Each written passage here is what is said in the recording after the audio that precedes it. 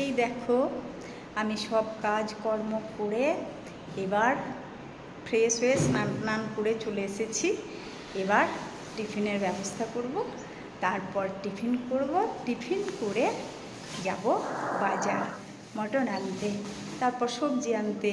আজকে যেহেতু সানডে সেই জন্য বাড়িতেই থাকব আর নিজেই রান্না করব, খাওয়া দাওয়া সব আজকে ভালোই হবে। চলো ব্রেকফাস্টের ব্যবস্থা করি, চলো টাটা। দেখো বাজার কিন্তু বেরিয়ে পড়ে, ওই যে স্কুটিটা নামিয়ে রেখেছি, শুভও কিন্তু স্কুটিতে উঠে যাচ্ছে। এবার কিন্তু আমিও উঠে গেছি, আমি আর শুভ মিলে কিন্তু বাজারে যাচ্ছি। মটন কিনবো, তারপরে শুভর জন্য চিড়ে ভাজা কিনতে হবে, অনেকগুলোই কাজ আছে। ওই জন্য এই দেখো চলে এসেছি মাংসের দোকানে। এই যে খাসির মাংস কিনে নেব। খাসির মাংস কেনা হয়ে গেলে এবার চলে এসেছি দেখো মুড়ি মিলে, এখানে কিন্তু চিড়ে নিয়ে নেব। দেখো 2 প্যাকেট শুভর জন্য কিন্তু আমি চিড়ে নিয়ে নিলাম। এবার কিন্তু বাড়ি যাব, প্রচুর রোদ উঠেছে। দেখো আমরা কিন্তু এবার বাড়ি চলে এসেছি। গাড়িটাকে ওই যে গ্যারেজে ভরে দিচ্ছি, গাড়িটাকে ভরে দেব, তারপর গেটটাকে লাগিয়ে দেব। তারপরে কিন্তু আমি এই যে মটনটা ভালোভাবে কিন্তু আমি ধুয়ে নেব। দেখো খুলছি, যেহেতু আমি আর মা ওই জন্য 500 গ্রাম এনেছি মটন।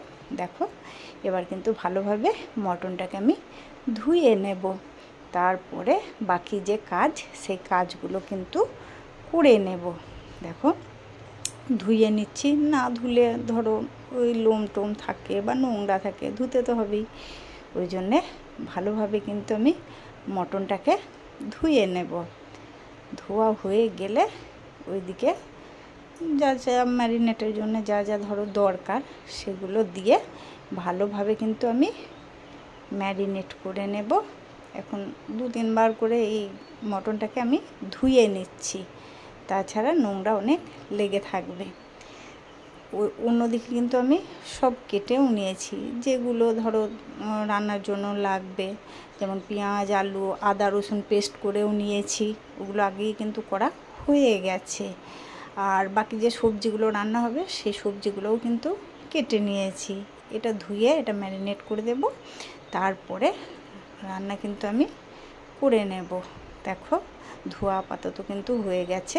এবার দেখো ম্যারিনেটের জন্য দেখো লবণ, হলুদ, কাশ্মীরি লঙ্কা গুঁড়ো কালারের জন্যে, জিরে গুঁড়ো, ধনিয়া গুঁড়ো, তারপরে তোমার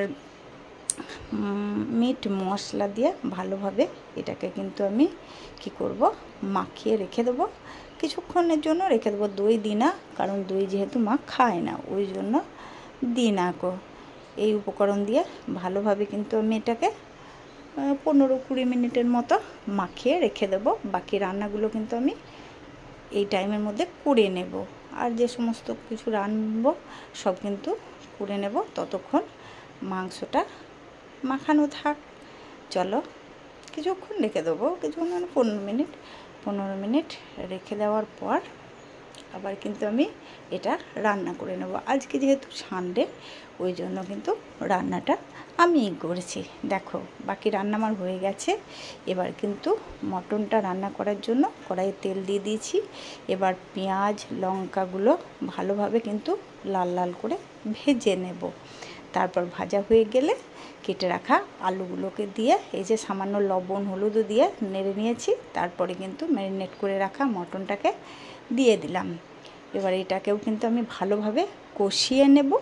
কষানো হয়ে গেলে যেহেতু মটন সেহেতু কিন্তু এটাকে কুকারে ভরে দেবো। দেখো আমার কিন্তু কষানো হয়ে গেছে। এবার এটাকে আমি কুকার নিয়ে চলে এসেছি, কুকারে কিন্তু ভরে দিয়েছি। দেখো এবার কুকারটা বসিয়ে দেবো, 2টো সিটি দিয়ে দেবো, ব্যাস হয়ে যাবে। বাকি রান্না আমার কিন্তু হয়ে গেছে, এই মটনটা হলেই হয়ে যাবে। দেখো মটনও কিন্তু হয়ে গেছে, কত সুন্দর কালারটা হয়েছে দেখেছো, দারুণ হয়েছে, টেস্টও ভালো হবে নিশ্চয়ই। দেখো আমার কিন্তু মোটামুটি রান্না কমপ্লিট। দেখো ভাত হয়েছে, ওইদিকে আছে কুমড়ো ডাঁটা বড়ি মাছের মাথা দিয়ে সবজি একটা, ডিম সিদ্ধ আর উচ্ছে আলু সিদ্ধ এবং মটন। চলো আজকের মতো রান্না কমপ্লিট।